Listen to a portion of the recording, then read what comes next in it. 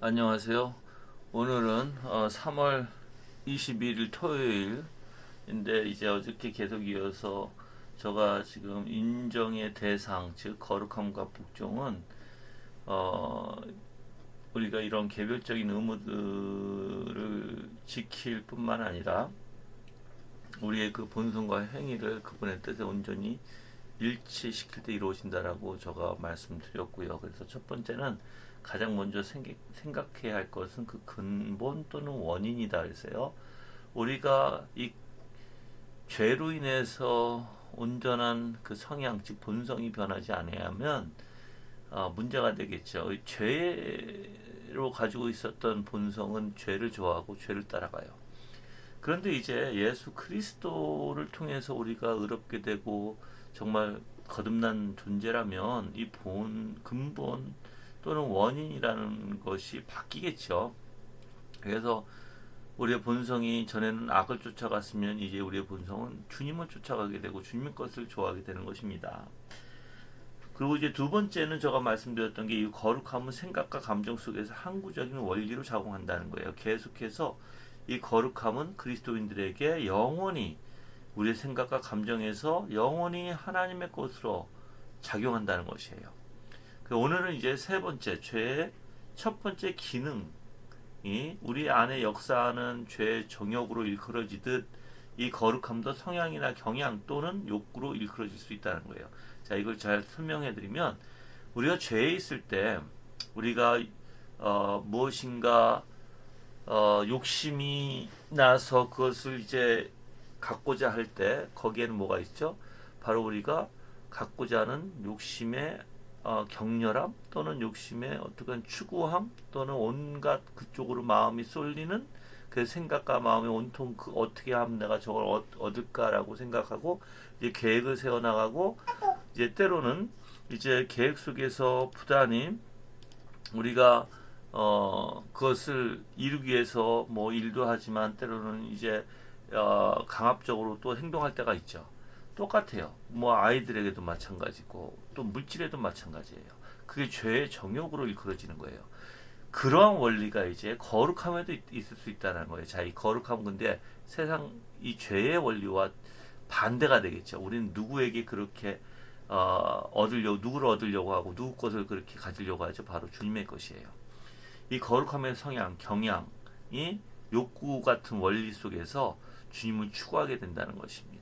이 세상에 이 죄의 정욕으로 인해서 내가 욕심을 내고 내가 그것을 내가 얻고자 내가 계획을 세우고 내가 그것을 내가 뭐 어떻게든 얻고자 할 때 똑같이 거룩함의 원리도 그래. 어떻게든 내가 주님을 얻고자 하고 어떻게든 주님을 따르고자 하고 어떻게든 주님의 것을 가지려고 하는 것이에요. 이게 바로 영적 생명의 주요 원리의 첫 번째 기능이다라고 얘기합니다. 복종하려는 성향 또는 욕구가 거룩함의 원리를 통해서 신자의 그 생각 속에 역사하게 되고요. 그러다 보니까는 이 거룩함의 욕구는 세상과 아까도 얘기했지만 반대가 돼서 세상 것의 욕구를 이루는 것이 아니라 오히려 하나님의 것의 욕구를 가지게 된다는 것이에요.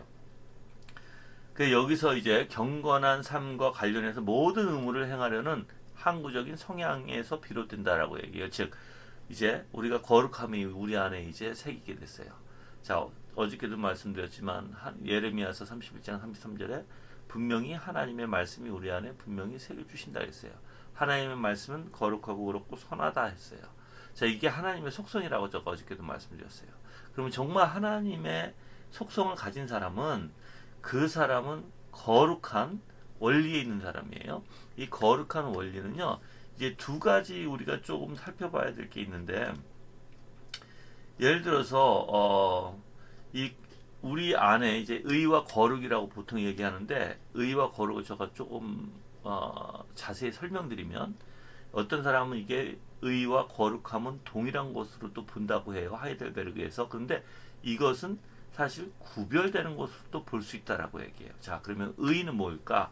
하나님의 율법과 조화를 이루는 내적, 외적 행동과 움직임들, 또한 올바로 판단하는 능력을 지칭하는 것으로 보는 거예요. 이 의는. 거룩함은 이런 행동들이 지닌 각가지 특질들을 지칭하는 것으로 이해할 수도 있을 것이다 라고 했어요. 자, 의는 뭐라고요? 하나님의 율법과 조화를 이루는 내적과 외적 행동과 움직임들. 그래서 올바로 판단하는 능력을 지칭하는 것을 볼 수 있고요. 자, 거룩함은 그런 행동들이 지닌 갖가지 특질들, 즉 성향 또 속성이라고 표현도 할 수 있겠죠. 그러한 지칭으로 이해할 수 있을 것이라는 것이에요. 그래서 우리가 이렇게 거룩한 사람들은 경건한 삶을 살려고 하고 모든 의무를 이제 행하려고 하는데 어떻게 이제 영원히 바로 하나님의 놀라운 역사 안에서 이제 우리가 예수 그리스도의 마음을 품고 예수 그리스도의 아름다운 속성을 가지고 정말 내 생각과 내 마음이 온통 그리스도의 영광에 뺏겨서 거기서부터 주님의 것으로 생각하고 주님의 것으로 나오고자 하는 거예요. 앞에서도 제가 얘기했어요. 어떤 사람이 뭐 순종을 잘해요. 그런데 그리스도의 생각과 마음과 일치하지 않으면 그래서 거기 하나님의 아름다움으로 그 아름다운 속성으로 내가 그 순종하지 않으면 다 거짓이에요. 잘못된 거예요. 하나님이 그걸 받으시질 않아요. 그 믿음의 순종이 바로 그런 믿음이에요. 어떤 사람은 믿음을 무조건 하면 되고 무조건 순종하면 그게 믿음으로 받아들이는데 아닙니다, 여러분들. 절대예요. 예수 그리스도의 아름다운 속성이 없으면 예수 그리스도의 형상으로 우리가 화돼서 변화돼서 예수 그리스도의 형상으로 우리가 하나님 앞에 순종하지 않으면 우리는 어떤 것도 얻을 수 없어요. 그게 신앙의 사실 비밀입니다. 그래서 이러한 본성, 새로운 본성이 사실 우리가 거룩한, 즉 의로 변화된, 선함으로 변화된 이러한 본성이 이제 거기에 걸맞는 성향이 있겠죠. 거기에 걸맞는 성향으로 이제 그 성향에 따라 우리가 주님의 것을 이제 욕구를 한다는 것이에요. 욕구를 지닐 수밖에 없게 된다는 것입니다. 그래서 새로운 이러한 영적 성향은요, 선한 것 그리고 하나님의 뜻에 부합하는 것을 즐거워합니다. 그리고 사랑으로 하나님의 뜻을 추구해요. 왜냐면 이 새로운 성향은 거룩하고 의롭고 선해요. 근데 하나님을 전적으로 사랑하게 돼요. 또한 견실하고 기꺼운 태도로 개별적인 의무를 이행하려는 마음을 불러일으킵니다. 여러분들 시편 119편에 잘 읽어보세요. 너무나 긴 구절이지만 이 시편 119편은 하나님의 말씀에 아주 중요함을 나타내는데 거기에 핵심이 뭐냐면 이 다윗이 얼마나 하나님의 말씀을 사랑하는가에 대해서 핵심이에요. 그게 바로 우리가 가지고 있는 새로운 성향이라는 것입니다. 자, 이사야는 사실 복음의 은혜가 거기에 참여하는 사람들의 본성을 변화시킬 것이라고 분명히 예언도 했어요. 이사야서 11장 6절에서 8절까지 다 읽어보세요. 이사야서 11장 6절에서 8절이에요. 제가 여러분들에게 읽어드릴게요. 차라리 그게 나을 것 같아. 여러분들은 안 읽으셔. 네, 자, 이사야서 11장 6절에서 8절은 자, 6절에서 8절 그때의 이리가 어린 양과 함께 살며 표범이 어린 염소와 함께 누우며 송아지와 어린 사자와 살찐 짐승이 함께 있어 어린 아이에게 끌리며 암소와 곰이 함께 먹으며 그것들의 새끼가 함께 엎드리며 사자가 소처럼 풀을 먹을 것이며 젖 먹는 아이가 독사의 구멍에서 장난하며 젖된 어린 아이가 독사의 굴에 손을 넣을 것이라 라고 얘기했어요. 자, 근데 5절에 보면 이제 제가 4절서부터 읽을게요. 공의로 가난한 자를 심판하며 정직으로 세상의 겸손한 자를 판단할 것이며 그의 입에 막대기로 세상을 치며 그의 입술의 기운으로 악인을 죽일 것이며 공의로 그의 허리띠를 삼으며 성실로 그의 몸의 띠를 삼으리라 했어요. 누굴 얘기하는 거죠? 바로 예수 그리스도를 얘기하는 거예요. 그리고 예수 그리스도의 십자가의 대속의 완성하심을 얘기하는 거예요. 그래서 그때라고 얘기하죠. 6절에 이리가 어린 양과 함께 살며 이렇게 표현한다는 것이에요.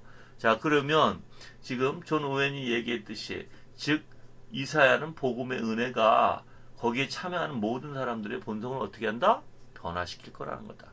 그래서 이사야서 11장 6절에서 8절은 이 변화된 본성의 원리를 보여주는 것이다라는 것입니다. 그 신자들이 모두 자기 안에 이러한 새로운 본성을 발견하게 되고요. 부드럽고 자상하고 온유하고 그리고 겸손하며 또한 사랑스러우며 선한 것들이죠. 이런 것들이 지금 표현하는 게 그렇죠. 그래서 이 신자 안에 내주하는 죄와 유혹이 이 본성을 약화시키고 대적하고 방해할 때도 있어요. 그래서 우리는 예수 그리스도의 십자가 대속에 완벽하게 이루셨지만 우리가 이 땅에 있는 동안 우리 자신이에요. 우리가 이 땅에 있을 동안 뭐 하죠? 바로 우리는 부패함 속에서 살 수밖에 없고, 근데 이 부패함은 우리는 영의 소욕과 육의 소욕이 부단히 싸워야 돼요. 그래서 이겨야 돼요. 그런데 때로는 우리가 이렇게 약화시킬 수 있다는 거예요. 그리고 우리에게 그 죄가 우리를 대적하고 우리를 방해할 때도 있어요. 이 죄의 유혹이. 그래서 어떤 신자들은 필수적인 은혜의 그 수단을 통해서, 은혜의 수단 알죠? 하나님의 말씀, 기도, 성례예요. 성례는 성찬과 세례예요. 근데 이제 거기에는 이 은혜의 수단 안에는 개인적인 것이 있고 공동체적인 것이 있어요. 개인적인 것은 기도하고 말씀 읽고 내가 말씀 공부하고 묵상하는 원리예요. 또한 공동체 것은 뭐죠? 바로 예배 드리는 거예요. 그렇죠? 예배의 핵심이 말씀이니까. 그리고 나서 뭐 하는 거예요? 교제 나누는 거예요. 교제가 그래서 하나님이 얼마나 위대하신가를 나누는 게 교제예요. 성도 간에. 세상 것을 나누는 게 교제가 아니라.